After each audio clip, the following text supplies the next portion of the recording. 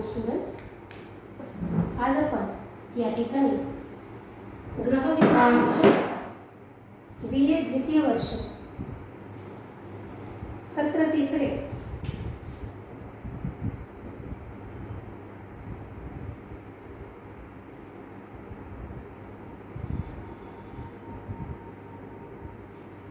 Semester तिसरे आणि आपला पेपर नंबर आहे 6वा. पेपर नंबर 6व्यामध्ये वस्त्रशास्त्र, तंतू, कापड या पेपर अंतर्गतचा पहिलं चॅप्टर किंवा पहिलं युनिट जे आहे फंडामेंटल्स ऑफ फायबर म्हणजे वस्त्रतंतूची मूलतत्वे, या युनिटला आपण सुरुवात केलेली आहे. आणि या युनिटमध्ये आपण स्टेप बाय स्टेप जात आपण मागच्या तासिकेमध्ये वस्त्रतंतूसाठी आवश्यक असणारे गुणधर्म कोणते कोणते आहेत या संदर्भामध्ये आपण माहिती घेतलेली आहे. तंतूच्या गुणधर्मामध्ये तंतूचे मुख्य 2 प्रकारचे गुणधर्म असतात. पहिला म्हणजे प्रायमरी गुणधर्म, प्राथमिक गुणधर्म, आणि दुसरं म्हणजे सेकंडरी किंवा दुय्यम गुणधर्म. तर याच्यापैकी आपण आज प्राथमिक गुणधर्म म्हणजे काय किंवा कोणते कोणते आहेत या संदर्भातली आपण आज या लेक्चरमध्ये माहिती घेणार आहोत. तर वस्त्रतंतूमध्ये कोणते गुणधर्म आवश्यक आहेत, तर प्राथमिक गुणधर्म जे आहेत ते तंतूपासून धागा निर्मितीसाठी खूप महत्त्वाचे असतात किंवा वस्त्र निर्मितीच्या प्रक्रियेमध्ये महत्त्वाचे असतात. म्हणून हे जे प्राथमिक गुणधर्म आहेत हेच खऱ्या अर्थाने ठरवतात की वस्त्रतंतू हा नेमका कोणता आहे किंवा कोणता होऊ शकतो. म्हणजे सगळेच तंतू हे वस्त्रतंतू नसतात. तर याचा पहिला गुणधर्म आहे लांबी, दुसरा गुणधर्म आहे जाडी, तिसरा गुणधर्म आहे ताणण्याची शक्ती,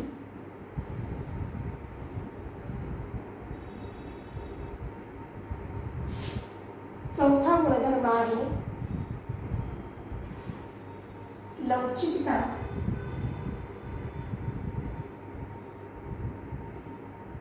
पाचवा गुणधर्म आहे संलग्नता आणि 6वा गुणधर्म आहे एकसारखेपणा. हे 6 गुणधर्म हे आवश्यक असे गुणधर्म आहेत की जे प्रत्येक तंतूमध्ये म्हणजे ज्या तंतूमध्ये हे गुणधर्म असतील तोच तंतू हा वस्त्र निर्मितीसाठी किंवा धागा निर्मितीसाठी वापरला जाऊ शकतो. म्हणजे हे बेसिक गुणधर्म किंवा हे प्राथमिक गुणधर्म जे आहेत ते या तंतूमध्ये असणं गरजेचं आहे. त्याच्याशिवाय त्याच्यावरती धागा निर्मितीची किंवा वस्त्र निर्मितीची प्रक्रियाही होऊ शकत नाही. मग आपण आता एक मुद्दा बघूया की लांबी. तर लांबी म्हणजे नेमकं काय आहे किंवा लांबी याचा कसा इम्पॅक्ट किंवा कसा परिणाम जो आहे तो आपल्या वस्त्रावरती किंवा तंतूवरती किंवा कापडावरती पडत असतो. तर आता लांबी म्हणजे काय, तर साधारणपणे वस्त्र निर्मितीसाठी जितका जास्त लांब तंतू असतो तो वस्त्र निर्मितीची प्रक्रिया जी आहे ती सोपी करत असतो. म्हणजे लांबी हा गुणधर्म अतिशय महत्त्वाचा आहे.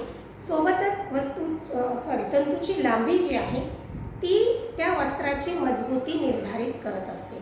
म्हणजे जितका तंतू लांब असतो तितकं त्याच्यापासून बनलेलं कापड किंवा धागा जो आहे तो मजबूत राहत असतो. त्याच्यामुळे त्याची जी पकड आहे ती स्ट्रॉंग राहते आणि म्हणून जेव्हा ताण्याची आणि वाढाची प्रक्रिया करून वस्त्र निर्मिती केली जाते तेव्हा तंतूची लांबी हा प्राथमिक गुणधर्म खूप महत्त्वाचा असतो. जास्त चांगल्या लांबीचे जर तंतू वापरले तर वस्त्र देखील जास्त लांब किंवा चांगल्या प्रतीचे वस्त्र त्या ठिकाणी तयार होते असते. म्हणून लांबी हा गुणधर्म जो आहे तो अतिशय महत्त्वपूर्ण असा गुणधर्म जो आहे तो मानला गेला आहे. त्याच्यामुळे त्या तंतूची त्या कपड्याची उपयोगिता जी आहे ती त्या कपड्याची उपयोगिता ही त्या तंतूच्या लांबीवरती निर्धारित होत असते किंवा ठरत असते.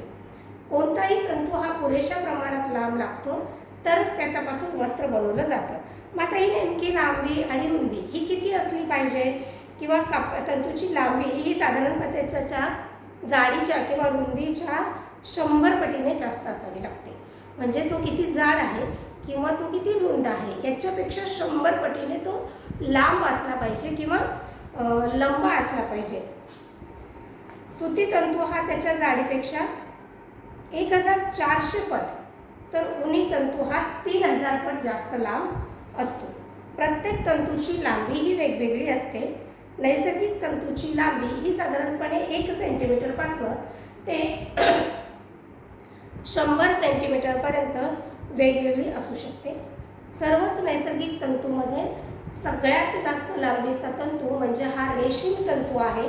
साधारणपणे रेशीम तंतूच्या एका कोशामधून 300 ते 1200 मीटरपर्यंतचा धागा जो आहे, तंतू जो आहे, तो त्याच्यापासून प्राप्त होत असतो.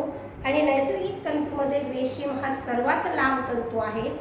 तर त्याच्यानंतर लिनन हा त्याच्यासारखाच जास्त लांबीचा असा तो तंतू जो आपल्याला नैसर्गिक दृष्टीने किंवा निसर्गामध्ये तो उपलब्ध होतो.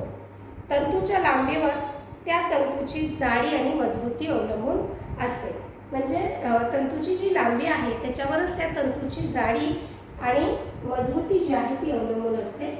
तंतू जेवढा जास्त लांब तेवढा धागा हा जास्त मजबूत आणि सारख्या जाडीचा बनत असतो, म्हणजे सारख्या जाडीचा तो बनवता येतो. सुती तंतूची लांबी ही साधारणपणे 2.5 सेंटीमीटर ते 4 सेंटीमीटर इतकी असायला हवी. वेस्टर्न कपड्यासाठी उनी तंतूची लांबी ही 10 ते 20 सेंटीमीटर व स्पन सिल्क म्हणजे रेशीम तंतू जो आहे तो 20 ते 25 सेंटीमीटर इतका लांब असावा. तरच त्याच्यापासून उत्तम धागा म्हणजे आधी धाग्याची निर्मिती त्या ठिकाणी चांगल्या पद्धतीने होऊ शकते. तलमुनी तंतूची लांबी जी आहे ती कमी आणि राठ तंतूंची लांबी ही जास्त असते. आणि कृत्रिम तंतू जो आहे तो आपल्याला आवश्यक तेवढ्या लांबीचा सहज बनवता येत असतो, कारण की नैसर्गिक तंतू हा आपल्याला निसर्गात उपलब्ध होत असतो. म्हणजे निसर्गात त्या कंडिशनला किंवा त्या स्थितीमध्ये जो उपलब्ध असतो त्या उपलब्धतेनुसार त्याची लांबी जी आहे ती निर्धारित होत असते. परंतु मानवनिर्मित जो तंतू आहे तो तंतू आपल्याला पाहिजे तितक्या लांबीचा बनवता येतो, म्हणजे तो आपल्याला तितक्या लांबीचं मिळवता येतो. परंतु नैसर्गिक तंतूमध्ये तसं नसतं. तर नैसर्गिक तंतूमध्ये आपल्याला तो तंतू आहे त्या कंडिशनमध्ये म्हणजे निसर्गामध्ये ज्या अवस्थेमध्ये जितक्या लांबी रुंदीमध्ये तो उपलब्ध आहे त्याच्यावरतीच त्याची धाग्याची निर्मिती जी आहे ती आपल्याला त्या ठिकाणी ठरवावी लागत असते. त्याच्यानंतरचा दुसरा मुद्दा म्हणजे जाडी. आता तंतूची जाडी ही कशामध्ये मोजली जाते तर साधारण ती मायक्रॉन या युनिटमध्ये मोजली जाते. 1 मायक्रॉन म्हणजे 0.001 मिलीमीटर होय. म्हणजे 1 मायक्रॉन हा 0.001 मिलीमीटर इतका युनिटमध्ये तो मोजला जातो. तंतूची जाडी नैसर्गिक तंतूची जाडी ही वेगवेगळ्या तंतूची वेगवेगळ्या प्रदेशाच्या हवामानानुसार वातावरणानुसार प्रत्येक प्रदेशाची ही वेगवेगळी असते. उदाहरणार्थ मेंढ्यांच्या जातीमध्ये असणारा फरक, ज्या ठिकाणी त्या मेंढ्या वाढत आहेत त्या ठिकाणचं वातावरण किंवा हवामान आणि त्याचा त्यांच्या केसावरती होणारा परिणाम. जर अनुकूल वातावरण नसलं तर त्या ठिकाणी त्या तंतूचे पोत जे आहे म्हणजे टेक्स्चर जे आहे ते त्या ठिकाणी बिघडत असतं किंवा त्याचा दर्जा जो आहे तो त्या ठिकाणी घटत असतो. मानवनिर्मित किंवा कृत्रिम तंतू जो आहे तो स्पिनरेटमधून तयार केला जातो. म्हणजे एका मशीनमधून ते द्रावण जे आहे ते प्रवाहित केलं जात असतं.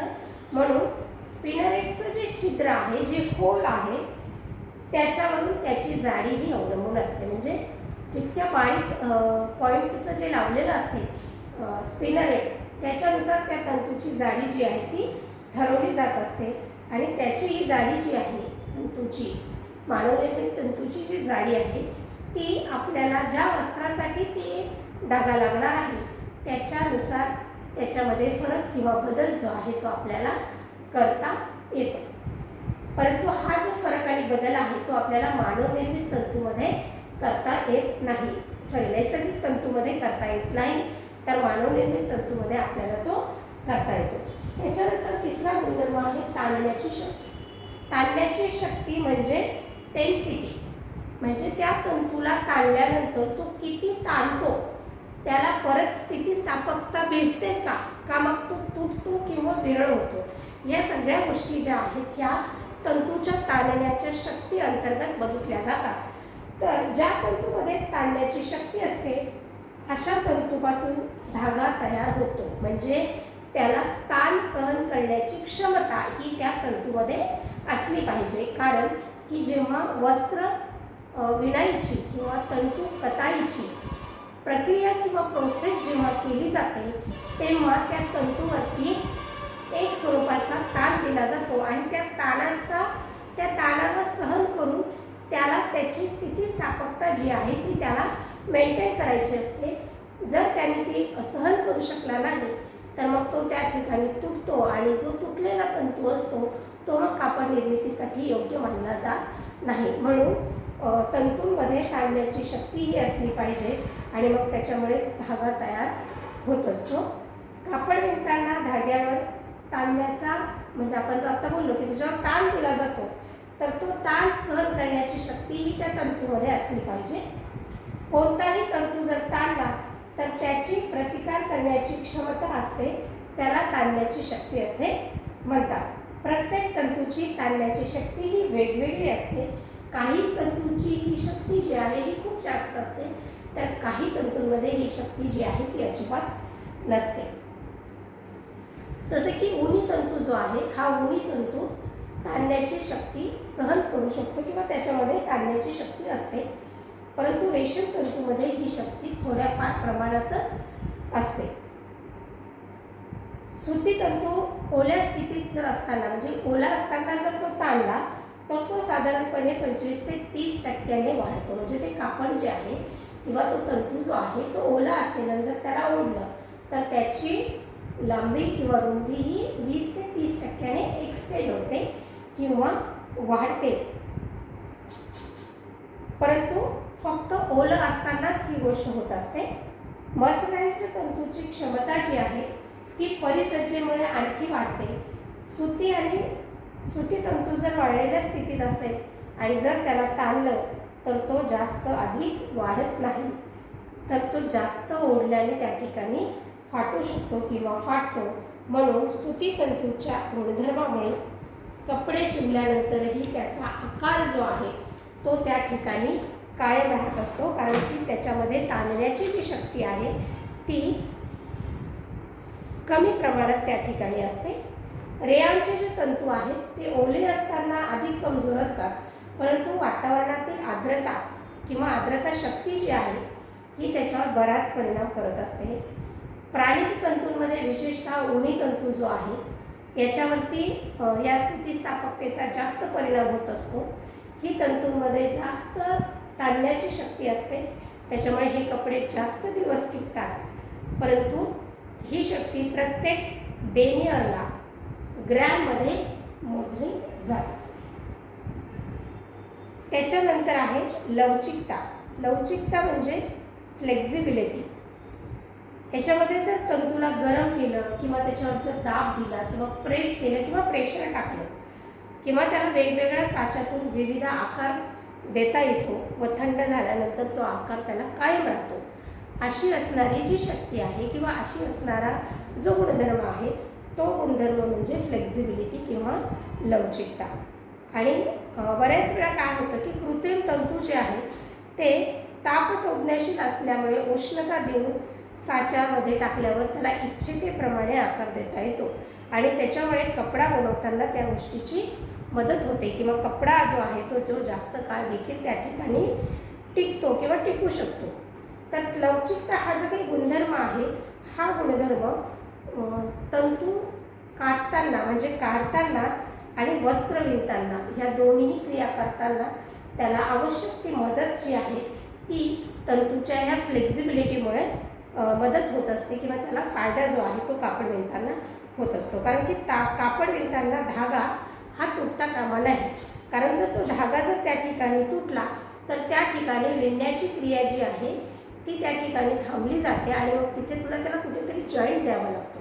म्हणून असं होऊ नये याच्यासाठी साधारणपणे तितकी लवचिकता जी आहे ती याच्यामध्ये असली पाहिजे, तंतूमध्ये असली पाहिजे. याच गुणधर्मामुळे काय होतं की कापडाचा आकार जो आहे तो त्या ठिकाणी कायम राहतो. त्या कपड्यावरती सुरकुत्या पडत नाहीत किंवा घड्या पडत नाहीत किंवा ते कपडे लवकर फाटतही नाही.